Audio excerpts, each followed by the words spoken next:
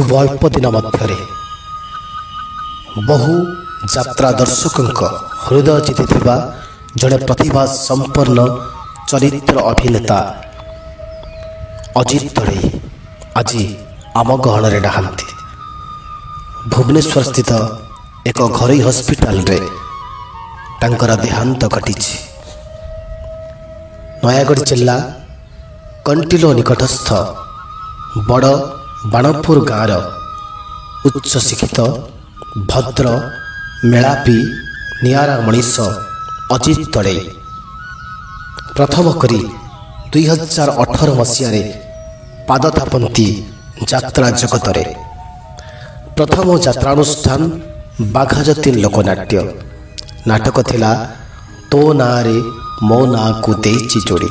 ବାସ୍ ଏ ନାଟକ ହିଁ ତାଙ୍କୁ ସଫଳତାର ଶୀର୍ଷରେ ପହଞ୍ଚାଇଥିଲା, ତାଙ୍କୁ ବହୁତ ଲୋକପ୍ରିୟତା ଆଣିଦେଇଥିଲା। 2023-24 ବର୍ଷ ପାଇଁ ସେ ଯାତ୍ରା ସ୍ୱର୍ଣ୍ଣ ମହଲ ପାଇଁ ଚୁକ୍ତିବଦ୍ଧ ହୋଇଥିଲେ ମଧ୍ୟ ତାଙ୍କର ଶରୀର ଅସୁସ୍ଥ ହେତୁ ସେ ଘରେ ବିଶ୍ରାମ ନେଉଥିଲେ। ଜଣ୍ଡିସ୍ ରୋଗରେ ସେ ଆକ୍ରାନ୍ତ ହୋଇଥିଲେ।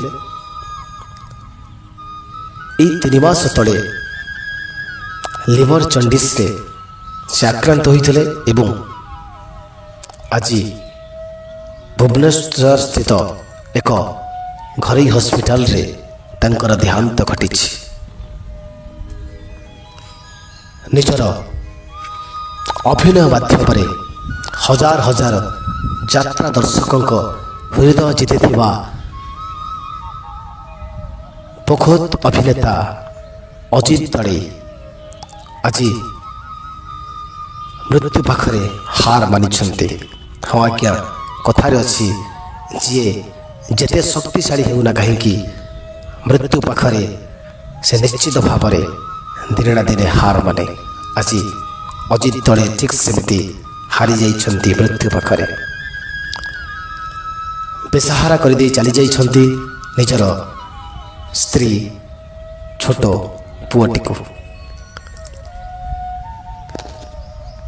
କେବଳ ଭଗବାନଙ୍କ ନିକଟରେ ଏତିକି ପ୍ରାର୍ଥନା କରିବୁ, ତାଙ୍କ ପରିବାରକୁ ଅସୀମ ଧୈର୍ଯ୍ୟ ଦିଅନ୍ତୁ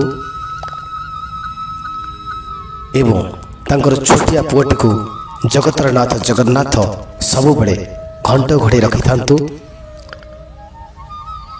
ପୁଣି ଥରେ ଯାତ୍ରା ଜଗତର ସେ ପ୍ରତିଭା ସମ୍ପନ୍ନ ଚରିତ୍ର ଅଭିନେତା ଅଜିତ ଦଳେଇଙ୍କର ଅମର ଆତ୍ମାର ସଦ୍ଗତି ନିମନ୍ତେ ଜଗତର ନାଥ ଜଗନ୍ନାଥଙ୍କ ନିକଟରେ ପ୍ରାର୍ଥନା କରୁଛୁ।